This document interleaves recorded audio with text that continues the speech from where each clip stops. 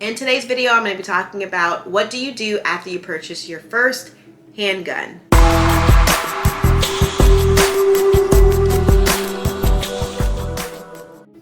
Hey there, welcome back to my channel, She Fires, all about self-defense, mainly with the firearm. And before I get started, I want to thank all the new subscribers to my channel.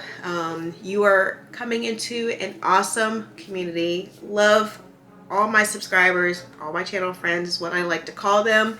All right, I'm going to show you my everyday carry. I use the 6-hour P365 as the first weapon I ever purchased, and this is it.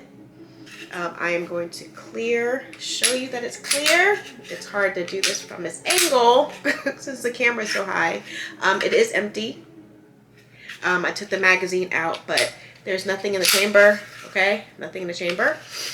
What I wanted to show you before I take it off, this is the Essentials holster. It covers the trigger itself, so it kind of clicks on. Let me take it off. It's hard to do this when it's not on my belt. Okay, so you have your weapon. Again, it's clear. And actually, with the P365, it does come with a safety.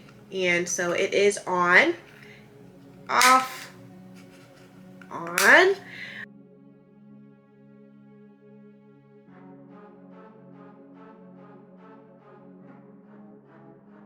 You see it has EH on there for Essentials holster.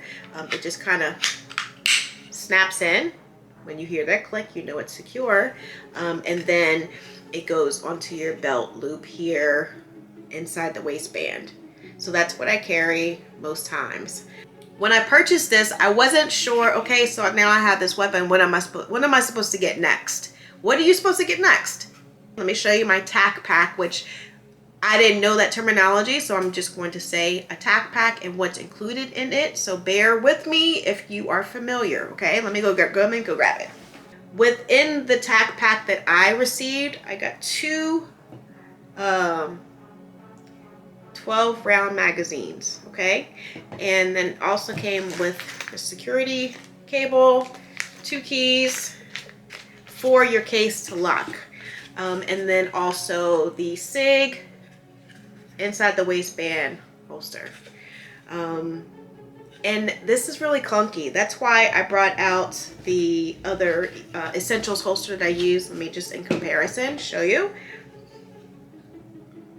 Everyone has their preference, right? Everyone has their preference of what kind of holster that they use. It is a personal opinion because not all bodies are made alike.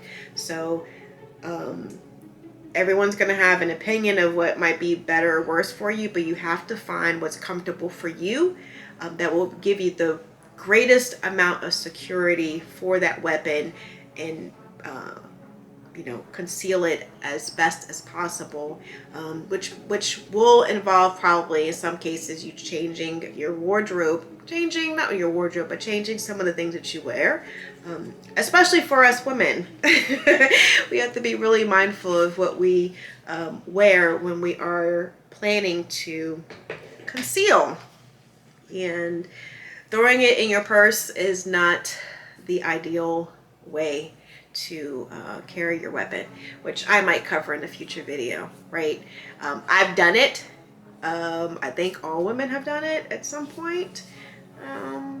I'll say most women, okay? I know there's a few that do it right out the gate properly, but when you're first getting started, you're a little bit apprehensive about having it on your body. So the easiest thing for you to do is put it in a bag. But if you were to do that, again, it needs to be securely stored in a holster. Anytime, all places, gym bag, book bag, anything.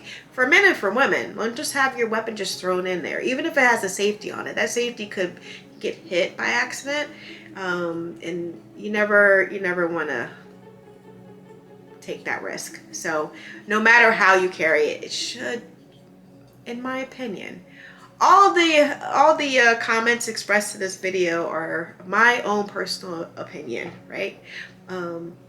As a new person, and I think that there's value in that. More seasoned folks, they take for granted no offense to them, but they know what to do. It's like second nature. But us new folks, we're trying to learn and understand. And for me, it has to make sense. And so when I share my experiences and what I observe in other people, that is what I am doing by sharing this content with you on this video. Okay, so I love constructive feedback. Please do that, but keep in mind that, you know, everyone has an opinion. Okay, so you bought your weapon. What do you do next is the ammo. When I first got started, I didn't know that there was a difference between different ammo, the 9mm caliber ammo, right? That there's some for home defense that you use, different than what you use for going out to the range. This is especially important because it can get really costly if you're using home defense for practice. You typically don't want to do that, okay? You definitely don't want to do that. It can be really costly. But I wanted to show you, all right, so this is the brand that I use. Let me just show you. I purchased most of my ammo from Freedom. You can see that, Freedom Munitions. They run specials all the time. I'm not sure how I got hip to them, but they have a good price and they ship fast. Sometimes they do free shipping. Sometimes they have sales and specials. They do all caliber. But I typically buy my 9mm and my 223, 5.56 from Freedom Munitions. When that's not cost effective or it's not readily available, I go to a website called Ammo Seek and I look to see what other brands are out there that I could consider. And I do try to do a little bit of homework. I go and say, okay, I know that's super inexpensive, but it's not always about pricing.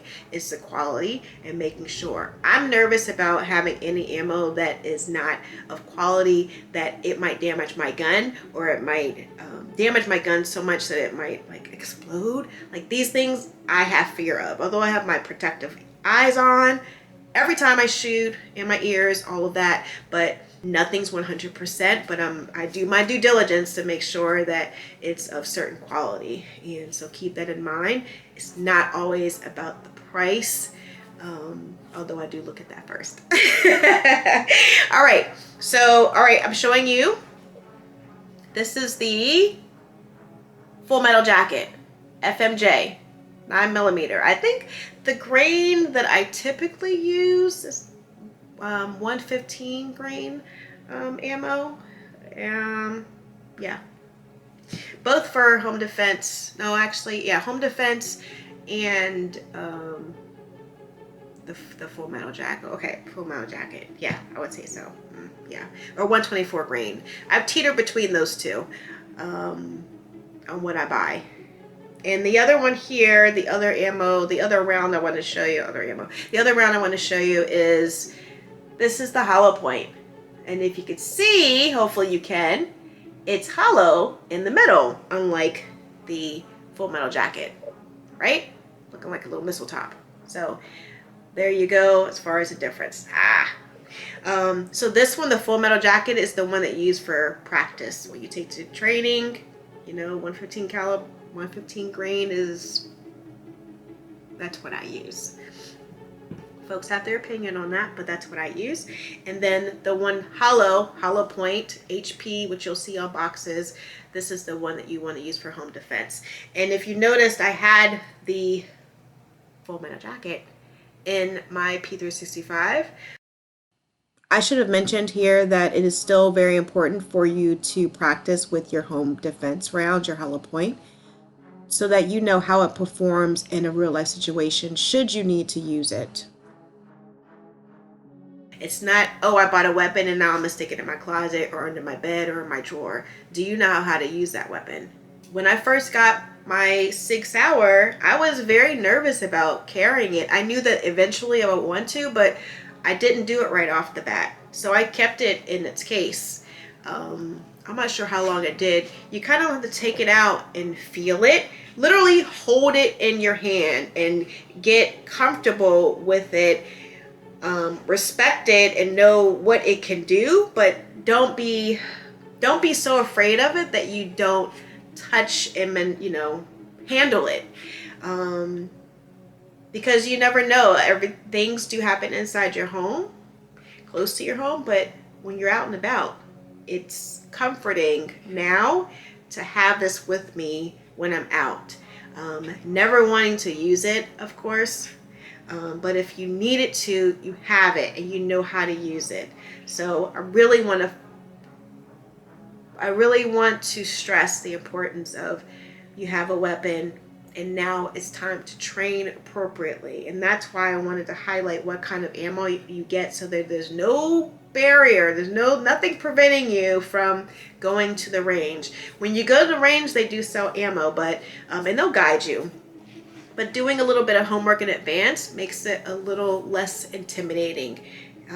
It's intimidating right from the start. So whatever you can do before you even go to the range, people don't normally like asking questions for fear of being, feeling dumb or silly.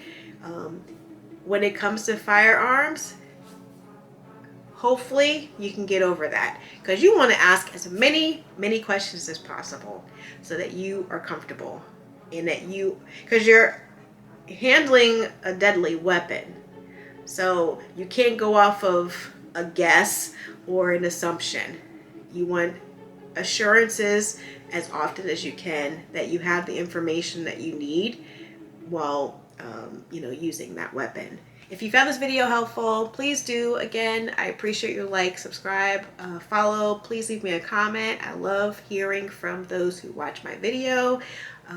Again, if you have any special requests on a future video that I can do, hello@sheatfires.com is my email, the best place to reach me. I would love to hear from you.